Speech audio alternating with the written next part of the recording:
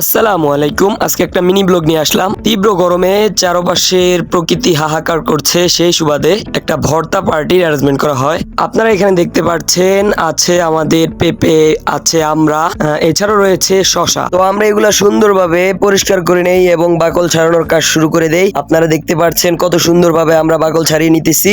ইতিমধ্যে আমাদের সকলগুলো থেকে বাকল ছাড়ানোর কাজ কমপ্লিট। বাকল ছাড়ানো শেষ, এবার মেশিন দিয়ে এগুলো কুচি কুচি করে নেব।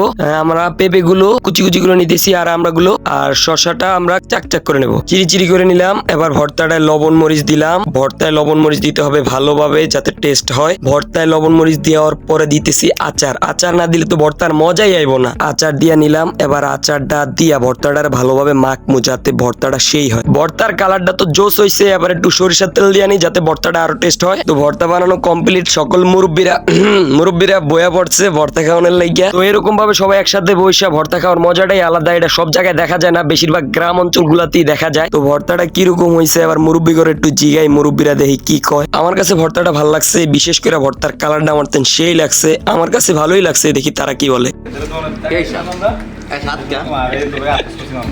রাজু কেমন? রাজু কেমন? ভালো।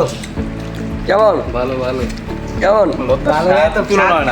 কেমন? ভর্তা স্বাদ তুলনা না, যে ঘরটা দিছেন সেই স্বাদ।